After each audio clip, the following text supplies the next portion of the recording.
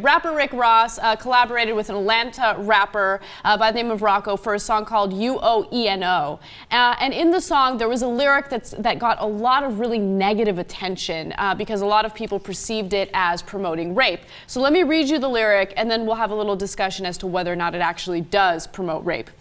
So it says, "Put Molly," which is pure MDMA, all in her champagne. She ain't even know it. I took her home and I enjoyed that. She ain't even know it.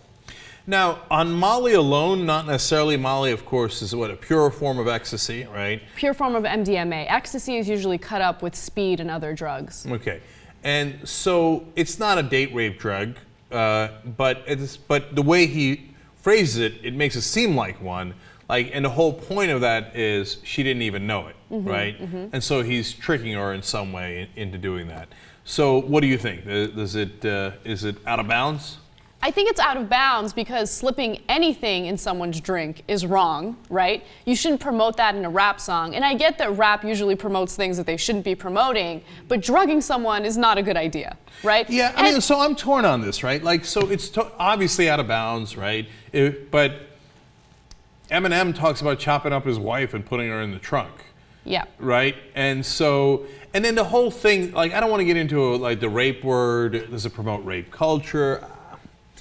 You were over obsessed with the word. The bottom line is you shouldn't slip anything into anybody's drink, right? And try to take advantage of them, obviously.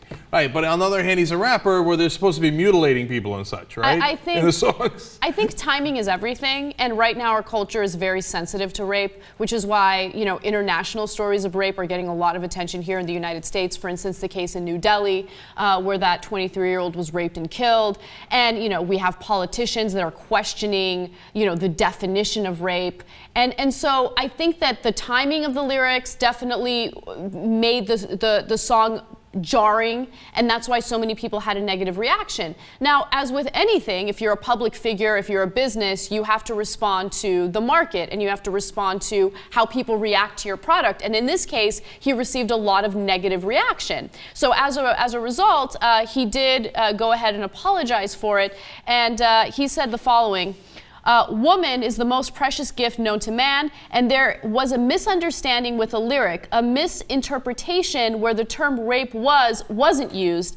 I would never use the term rape, in my lyrics, and as far as my camp, hip-hop don't condone that, the streets don't condone that, nobody condones that."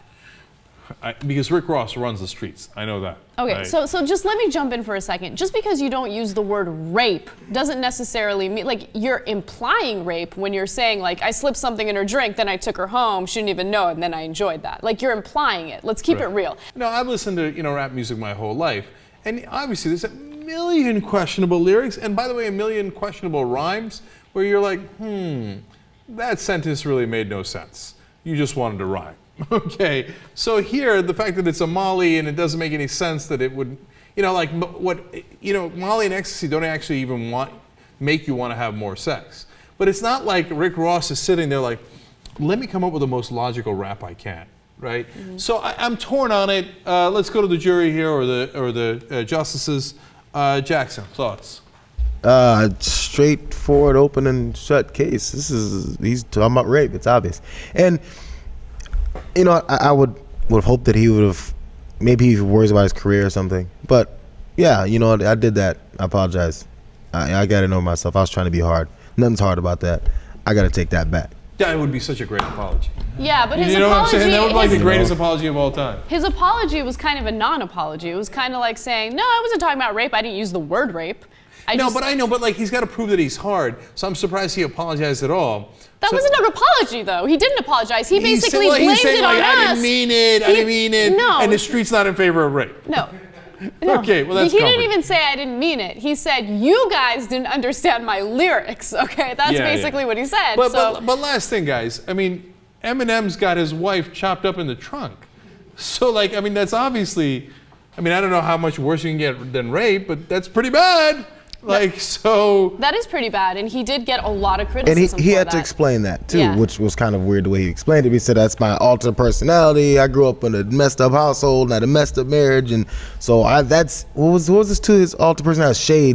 Slim Shady. Slim Shady's the crazy one who was cut up his wife, and I'm just Eminem, who's the fun guy. Yeah, that sounds like that's a what I'm lot of saying. Well, bullshit. that was the way it went, and Yeah. that's how he skated around that. So, but one last thing about this, and I want people to understand what I'm focused on. Like in the movies, we have extreme violence, we have rape, we have all these things. It doesn't mean that the movie condones it. So I'm just saying that there's a little bit more wider berth when it comes to entertainment, media, et cetera, et cetera. I'm not saying the lyrics are right. Everybody agrees the lyrics are by the wrong message. And even Rick Ross seems to at least somewhat halfway say, oh, I shouldn't have gone in that direction.